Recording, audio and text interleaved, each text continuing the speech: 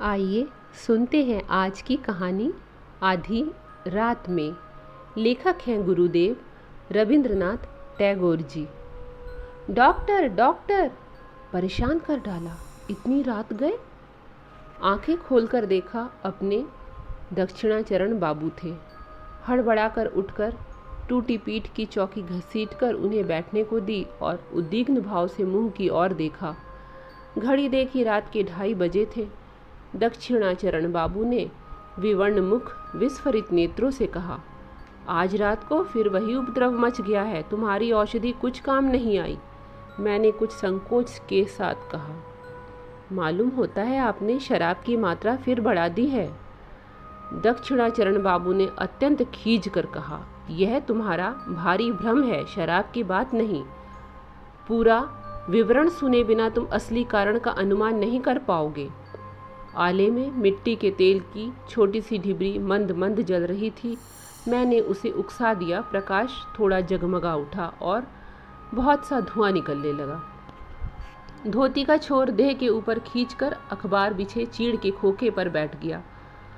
दक्षिणाचरण बाबू कहने लगे, मेरी पत्नी जैसी गृहिणी मिलना बड़ा कठिन है, किंतु तब मेरी अवस्था ज्यादा नहीं थी, सहज ही रसाधिक्य हो गया था। इस पर काव्य शास्त्र का अच्छी तरह मैंने अध्ययन किया था। इससे निरे गृहिणीपन से मन नहीं भर पाता था। कालिदास का यह श्लोक प्रायः मन में उभर आता, गृहिणी सचिव सखी मितः प्रिय शिष्या ललिते कला विधो।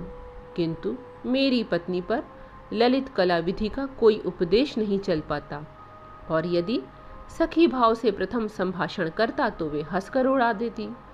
गंगा के प्रवाह से जिस प्रकार इंद्र का ऐरावत परास्त हो गया था, वैसे ही उनकी हंसी के सामने बड़े बड़े काव्यों के टुकड़े और प्यार के अच्छे अच्छे बोल क्षण भर में ही खिसक कर बह जाते।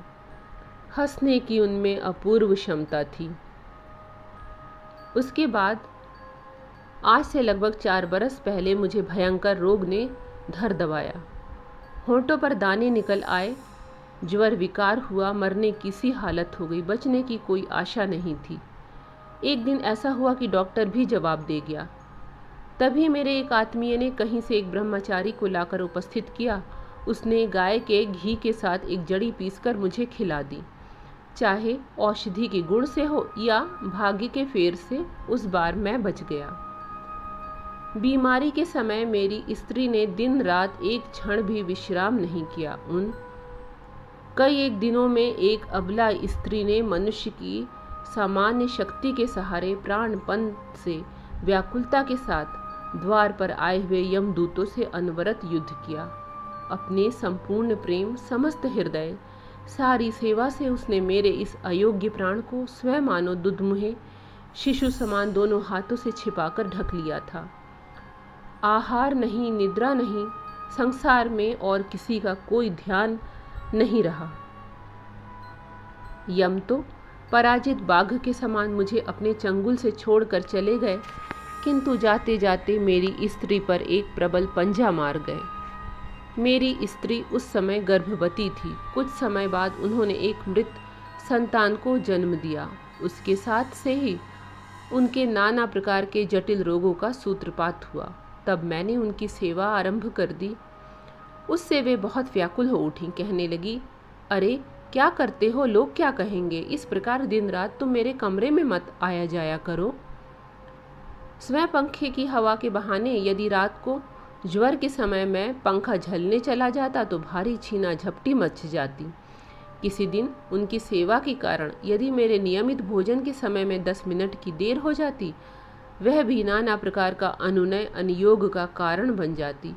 थोड़ी सी सेवा करने पर लाभ के बदले हानि होने लगती। वे कहती, पुरुषों का इतना अति करना अच्छा नहीं है। हमारे बरानगर के उस घर को मेरा ख्याल है कि तुमने देखा है। घर के सामने ही बगीचा है और बगीचे के सामने से गंगा बहती है। हमारे सोने के कमरे के नीचे ही दक्षिण की ओर मेहंदी की बाड़ लगाकर कुछ जमीन घेर कर मेरी पत्नी ने अपने मनपसंद बगीचे का एक टुकड़ा तैयार किया था। संपूर्ण बगीचे में वही भाग अत्यंत सीधा साधा और एकदम देशी था। अर्थात उसमें गंध की अपेक्षा वर्ण की बहार, फूलों की तुलना में पत्तों का वैचित्र नहीं था। बेला, जूही, गुलाब, गंधराज, कनेर और रजनीगंधा थे। एक विशाल मौलश्री वृक्ष के नीचे सफेद संगमरमर पत्थर का चबूतरा बना था। स्वस्थ रहने पर वे स्वयं खड़ी होकर दोनों समय उसको धोकर साफ करवाती थीं। ग्रीष्मकाल में काम से छुट्टी पाने पर संध्या समय वही उनके बैठने का स्थान था। वहाँ से गंगा दिखती थी, किंतु गंगा से कोठी को छोटी नौका में बैठे बाबू लोग उनको नहीं देख पाते थे। बहुत दिन तक चारपाई पर पड़े पड़े एक दिन चैत्र में शुक्ल पक्ष की संध्या को उन्होंने कहा, घर में बंद रहने से मेरा प्राण ना जाने कैसा हो रहा है, आज एक बार अपने उस बगीचे में जाकर बैठूंगी। मैंने उनको बहुत संभाल कर पकड़े हुए धीरे धीरे ले जाकर उसी मौलश्री वृक्ष के नीचे बनी पत्थर की वेदी पर लिटा दिया। यूँ तो मैं अपनी जांघ पर ही उनका सिर रख सकता था, किंतु मैं जानता था कि वे उसे विचित्र सा आचरण समझेंगी, इसीलिए एक तकिया लाकर उनके सिर के नीचे रख दिया। मौलश्री के दो एक खिले हुए फूल झर रहे थे और शाखाओं के बीच से छायांकित ज्योत्सना उनके पीले मुख के ऊपर आ पड़ी।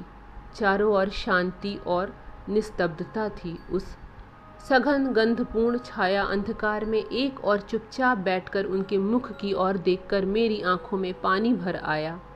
मैंने धीरे धीरे बहुत समीप पहुंचकर अपने हाथों से उनका एक उत्तप्त जीर्ण हाथ ले लिया। इस पर उन्होंने कोई आपत्ति नहीं की। कुछ देर इसी प्रकार चुपचाप बैठे बैठे मेरा हृदय ना जाने कैसा उद्वेलित हो उठा। मैं बोल उठा, तुम्हारे प्रेम को मैं कभी नहीं भूलूंगा। तभी समझा इस बात के कहने की कोई आवश्यकता नहीं थी। मेरी पत्नी हंस पड़ी। उस हंसी में लज्जा थी, सुख था और थोड़ा सा अविश्वास था, और उसमें काफ़ी मात्रा में परिहास की तीव्रता भी थी। प्रतिवाद स्वरूप कोई बात ना कहकर उन्होंने केवल अपनी उसी हंसी से ही व्यक्त किया, किसी दिन भूलोगे नहीं, यह कभी संभव नहीं और मैं इसकी प्रत्याशा भी नहीं करती। इस सुमिष्ट सुतीक्ष्ण हंसी के भय से ही मैंने कभी अपनी पत्नी के साथ अच्छी तरह प्रेमालाप करने का साहस नहीं किया।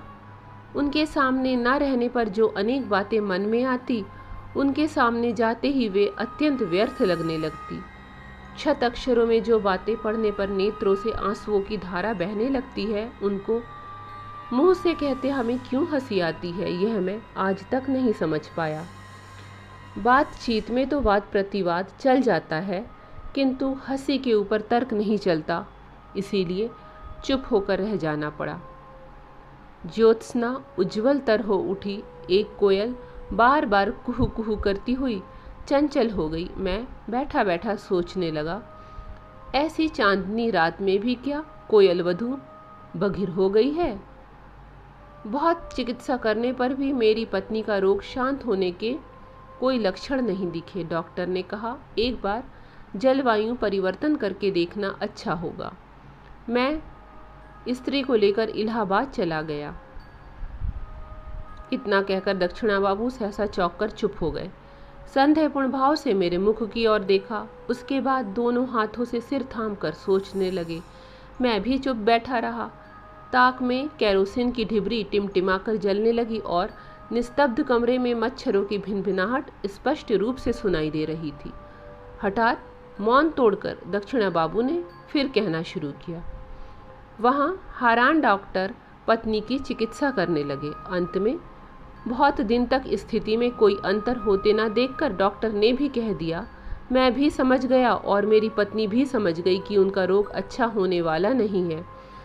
उनको सदा यूं ऋण रहकर ही जीवन काटना पड़ेगा।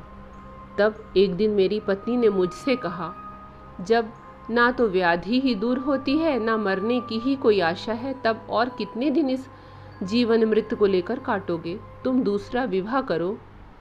यह मानो केवल एक युक्तिपूर्ण और समझदारी की बात थी। इसमें कोई भारी महत्व, वीरत्व या कुछ असामान्य था, ऐसा लेश मात्र भी उनका भाव नहीं था।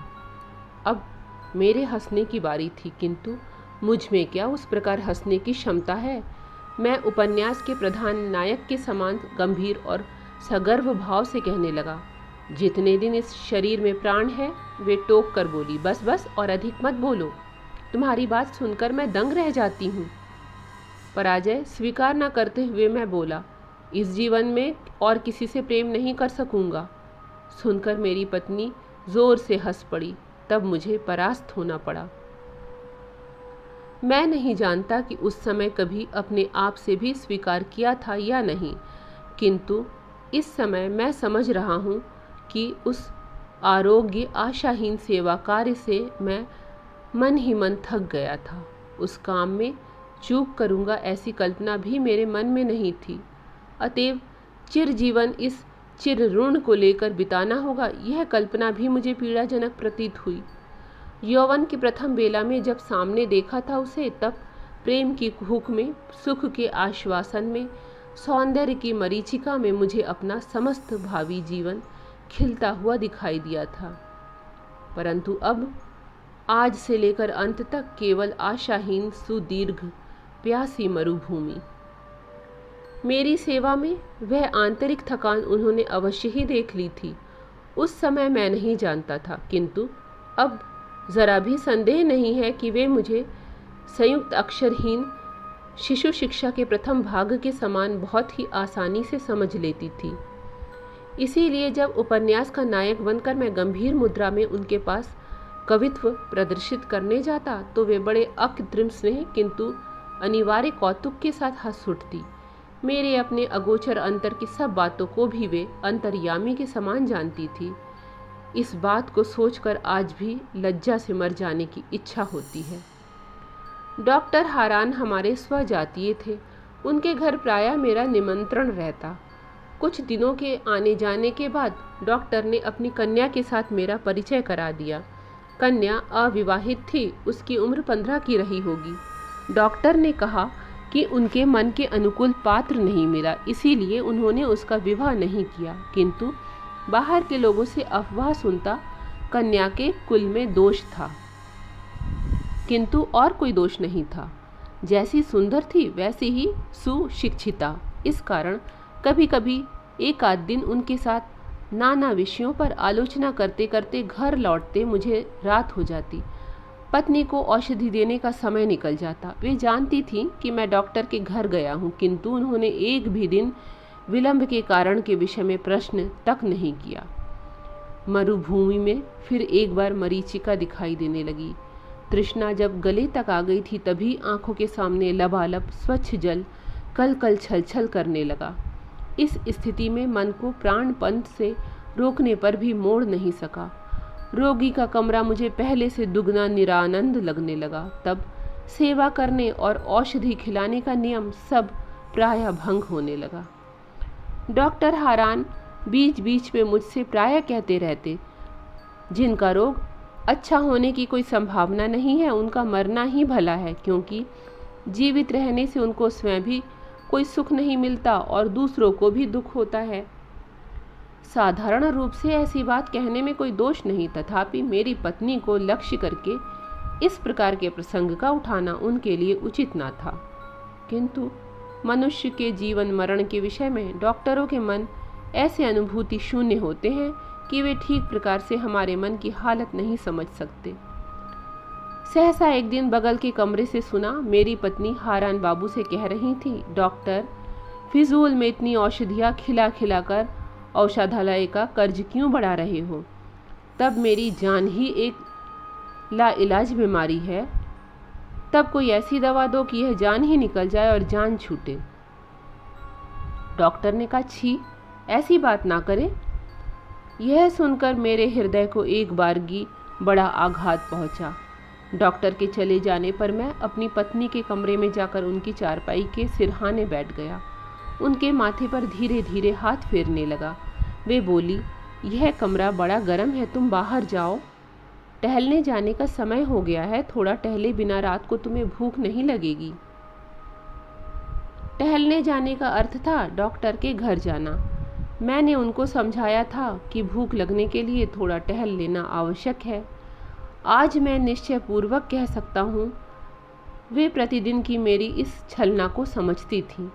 मैं ही निर्बोध था जो सोचता था कि वे निर्बोध हैं। यह कहकर दक्षिणाचरण बाबू हथेली पर सिर टिकाए बहुत देर तक मौन बैठे रहे।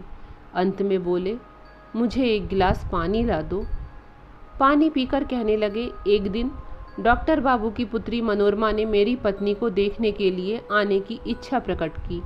पता नहीं क्यों उनका यह प्रस्ताव मुझे अच्छा नहीं लगा, किंतु प्रतिवाद करने का कोई कारण नहीं था। वे एक दिन संध्या को मेरे घर आ उपस्थित हुईं। उस दिन मेरी पत्नी की पीड़ा अन्य दिनों की अपेक्षा कुछ बढ़ गई थी।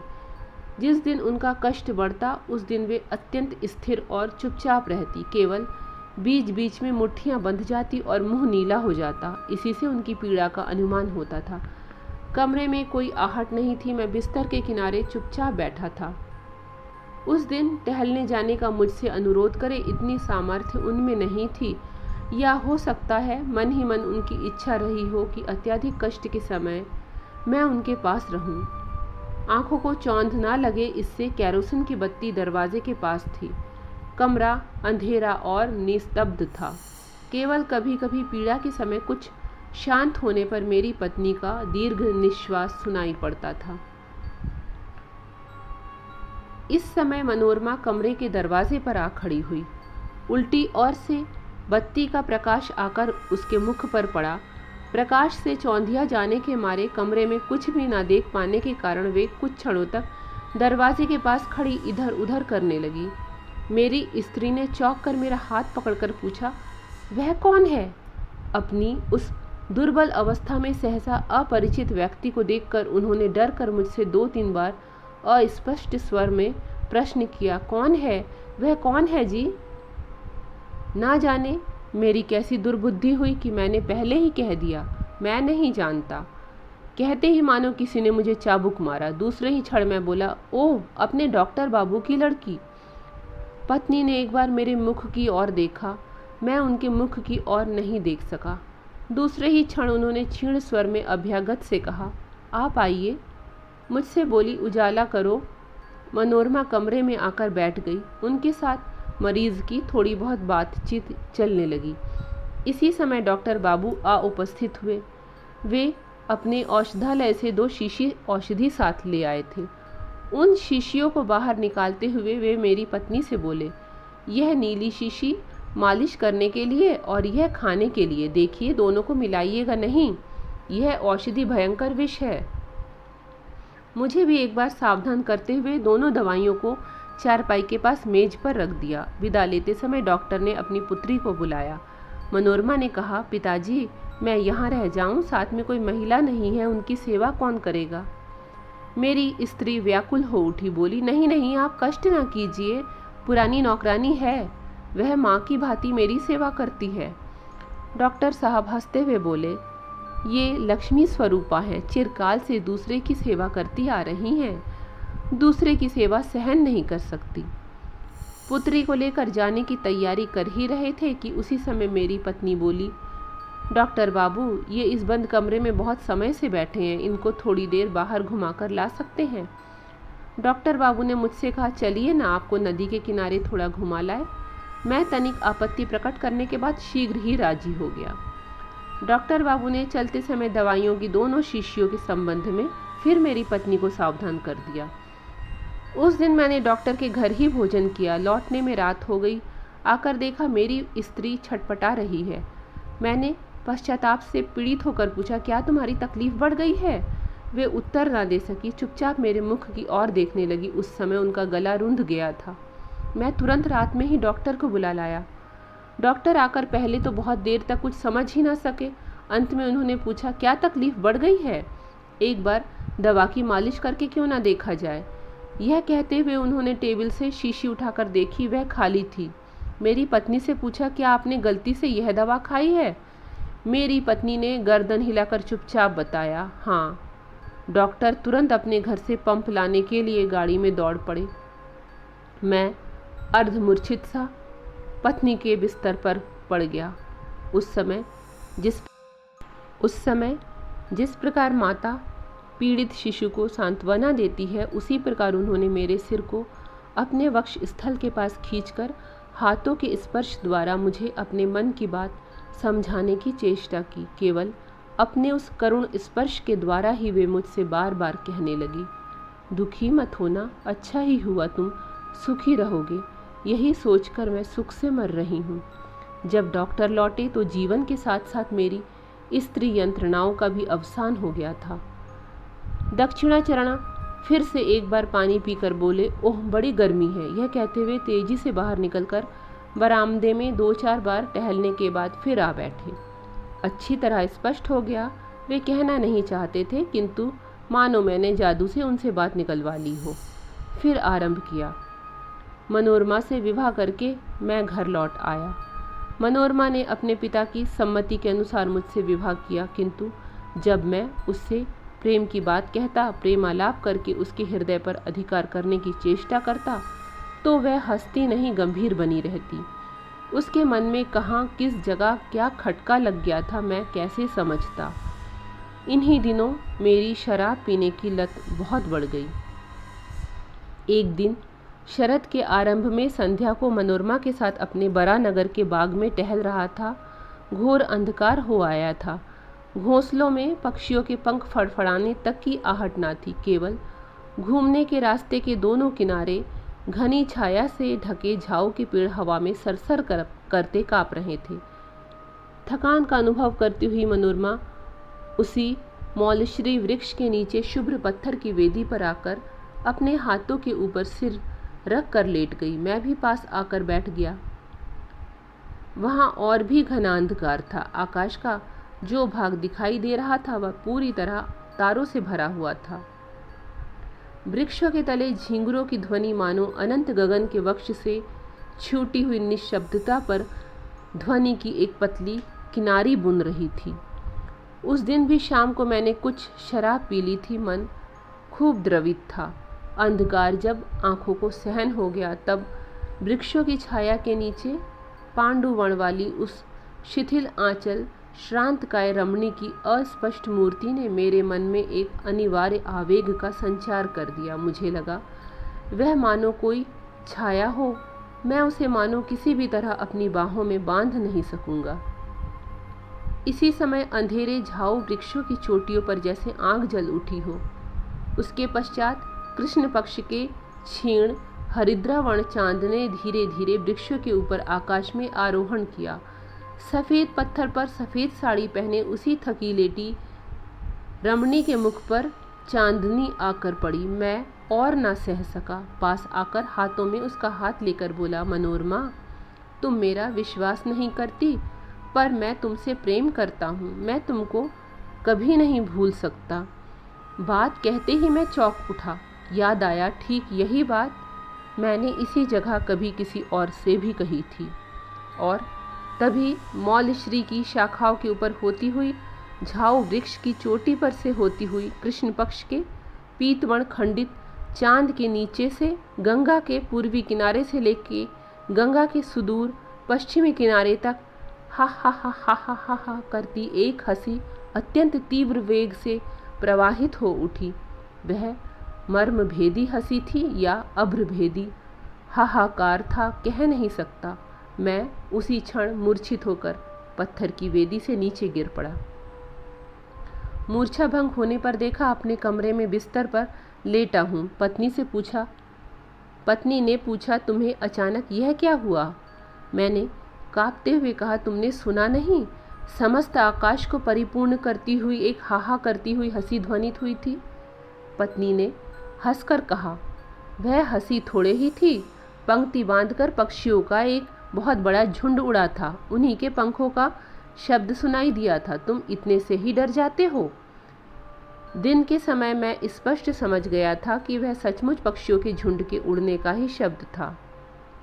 इस ऋतु में उत्तर दिशा से हंस श्रेणी नदी के कछार में चारा चुगने के लिए आती हैं, किंतु संध्या हो जाने पर यह विश्वास जम नहीं पाता था। उस समय लगता मानो चारों ओर समस्त अंधकार को भरती हुई सघन हंसी जमा हो गई हो। किसी सामान्य बहाने से ही अचानक आकाश व्यापी अंधकार को विदीर्ण करके ध्वनित हो उठेगी। अंत में ऐसा हुआ कि संध्या के बाद मनोरमा से मुझे कोई भी बात कहने का साहस न होता। तब मैं बरानगर के अपने घर को त्याग कर मनोरमा को साथ लेकर नौका पर बाहर निकल पड़ा। अगहन के महीने में नदी की हवा से सारा भय भाग गया था। कुछ दिनों बड़े सुख में रहा। चारों ओर के सौंदर्य से आकर्षित होकर मनोरमा भी मानो बहुत दिनों बाद मेरे लिए अपने हृदय का रुद्ध द्वार धीरे धीरे खोलने लगी। गंगा पार कर, खड़ पार कर अंत में हम पद्मा में आ पहुँचे। भयंकारी पद्मा उस समय हेमंत ऋतु की विवरलीन भुजंगिनी के समान कृष्ण निर्जीव सी लंबी शीत निद्रा में मग्न थी और दक्षिण के ऊंचे किनारे पर गांवों के आमों के बगीचे, जो इस राक्षसी नदी के मुख में करवट बदलती और विदीर्ण तटभूमि छपाक से टूट टूट कर गिर पड़ती, यहाँ घूमने की सुविधा देकर नौका बांधती। एक दिन घूमते हुए हम दोनों बहुत दूर चले गए। सूर्यास्त की स्वर्ण छाया विलीन होते ही शुक्ल पक्ष का निर्मल चंद्र आलोक देखते ही देखते खिल उठा। अंतहीन शुभ्र बालू के कछार पर जब अजस्र मुक्त उच्छ्वासित ज्योत्सना एकदम आकाश की सीमाओं तक फैल गई, तब लगा मानो जन शून्य चंद्र आलोक के असीम स्वप्न राज्य में केवल हम दो व्यक्ति ही भ्रमण कर रहे हों। एक लाल शॉल मनोरमा के सिर से उतरता उसके मुख को ढकता व उसके शरीर को ढके हुए था। निस्तब्धता जब गहरी हो गई, केवल सीमाहीन दिशाहीन शुभ्रता और शून्यता के अतिरिक्त जब और कुछ भी ना रहा, तब मनोरमा ने धीरे धीरे हाथ बढ़ाकर जोर से मेरा हाथ पकड़ लिया। अत्यंत पास आकर वह मानो अपना संपूर्ण तन मन जीवन यौवन मेरे ऊपर ढालकर एकदम निर्भय होकर खड़ी हो गई। मैंने पुलकित उद्वेलित हृदय से सोचा, कमरे के भीतर क्या भला यथेष्ट प्रेम किया जा सकता है? यदि ऐसा अनावृत मुक्त आकाश अनंत ना हो तो क्या कहीं दो व्यक्ति बन सकते हैं? उस समय लगा हमारे ना घर है, ना द्वार है, ना कहीं लौटना है। बस हम इसी प्रकार हाथ में हाथ लिए अगम्य मार्ग में उद्देश्यहीन भ्रमण करते हुए चंद्र आलोकित शून्यता पर पैर धरते मुक्त भाव से चलते रहेंगे। इसी प्रकार चलते चलते एक जगह पहुंचकर देखा, थोड़ी दूर पर बालुओं के बीच एक जलाशय सा बन गया था। पद्मा के उतर जाने पर उसमें पानी जमा रह गया था। उस मरु बालुका वेष्टित निस्तरंग गाढ़ निद्रामग्न निश्चल जल पर विस्तृत चांदनी की रेखा मूर्छित भाव से पड़ी थी। उसी स्थान पर आकर हम दोनों व्यक्ति खड़े हो गए। मनोरमा ने ना जाने क्या सोचकर मेरे मुख की ओर देखा। अचानक उसके सिर पर से शॉल खिसक गया। मैंने ज्योत्सना से खिला हुआ उसका वह मुख उठाकर चूम लिया। उसी समय उस जनमानव शून्य निसंग मरुभूमि के गंभीर स्वर में ना जाने कौन 3 बार बोल उठा, कौन है, कौन है, कौन है?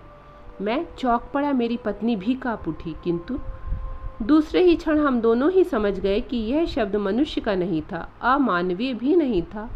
कछार में विहार करने वाले जलचर पक्षी की आवाज़ थी। इतनी रात को अचानक अपने निरापद निभृत निवास के समीप जन समागम देखकर वह चौंक उठा था। भय से चौंक कर हम दोनों झटपट नौका में लौट आए। रात को आकर बिस्तर पर लेट गए। थकी होने के कारण मनोरमा शीघ्र ही सो गई। उस समय अंधकार में ना जाने कौन मेरी मसहरी के पास खड़ा होकर सुषुप्त मनोरमा की और एक लंबी जीर्ण अस्थि पिंजर मात्र उंगली दिखाकर मानो मेरे कान में बिल्कुल चुपचाप अस्फुट स्वर में बार बार पूछने लगी, कौन है, कौन है, वह कौन है जी? झटपट उठकर दियासलाई घिसकर बत्ती जलाई। उसी क्षण वह छाया मूर्ति विलीन हो गई। मेरी मसहरी को कंपाकर, नौका को डगमगाकर, मेरे पसीने से सने शरीर के रक्त को हिम करके हा हा करती हुई एक हंसी अंधकार रात्रि में बहती हुई चली गई। पद्मा को पार कर, पद्मा के कछार को पार कर, उसके तटवर्ती समस्त सुप्त देश ग्राम नगर पार कर मानो वह चिरकाल से देशांतर लोक लोकांतर को पार करती क्रमशः क्षीण क्षीणतर क्षीणतम होकर सुदूर की ओर चली जा रही थी। धीरे धीरे वह मानो जन्म मृत्यु के देश को पीछे कर गई। क्रमश वह मानो सुई के अग्रभाग के समान और पतली हो आई थी। मैंने इतना क्षीण स्वर पहले कभी नहीं सुना, कल्पना भी नहीं की, मानो मेरे दिमाग में अनंत आकाश हो और वह शब्द कितनी ही दूर क्यों ना जा रहा हो, किसी भी प्रकार से मेरे मस्तिष्क की सीमा छोड़ नहीं पा रहा हो। अंत में जब नितांत असहा हो गया, तब सोचा बत्ती बुझाए बिना सो नहीं पाऊंगा। जैसे ही रोशनी बुझाकर लेटा, वैसे ही मेरी मसहरी के पास मेरे कान के समीप अंधेरे में वह अवरुद्ध स्वर फिर बोल उठा, कौन है, कौन है, वह कौन है जी? मेरे हृदय का रक्त भी उसी पर ताल देता हुआ क्रमशः ध्वनित होने लगा। कौन है, कौन है, वह कौन है जी? कौन है, कौन है, वह कौन है जी? उसी गहरी रात में निस्तब्ध नौका में मेरी गोलाकार घड़ी भी सजीव होकर अपनी घंटी की सुई को मनोरमा की ओर घुमाकर शेल्फ के ऊपर से ताल मिलाकर बोलने लगी, कौन है, वह कौन है, कौन है जी, कौन है जी, कौन है वह? कहते कहते दक्षिणा बाबू का रंग फीका पड़ गया, उनका गला रुद्ध आया। मैंने उनको सहारा देते हुए कहा, थोड़ा पानी पीजिए। उसी समय सहसा मेरी कैरोसिन की बत्ती लुप लुप करती बुझ गई। अचानक देखा बाहर प्रकाश हो गया था। कौवा बोल उठा, दहिंगल पक्षी सिसकारी भरने लगा। मेरे घर के सामने वाले रास्ते पर भैंसा गाड़ी का चरमर चरमर शब्द होने लगा। दक्षिणा बाबू के मुख की मुद्रा अब बिल्कुल बदल गई। अब भय का कोई चिन्ह न रहा। रात्रि की कुहुक में, काल्पनिक शंका की मत्तता में मुझसे जो इतनी बातें कह डाली, उसके लिए वे अत्यंत लज्जित और मेरे ऊपर मन ही मन क्रोधित हो उठे। शिष्टाचार प्रदर्शन शब्द के बिना ही वे अकस्मात उठकर द्रुत गति से चले गए। उसी दिन आधी रात में फिर मेरे दरवाजे पर खटखटाहट हुई। Doctor, doctor. ये थी आज की कहानी। अगर आपको पसंद आई हो तो लाइक कर दीजिएगा, शेयर भी कीजिएगा। चैनल पर अगर नए हो तो सब्सक्राइब कर लीजिएगा। धन्यवाद।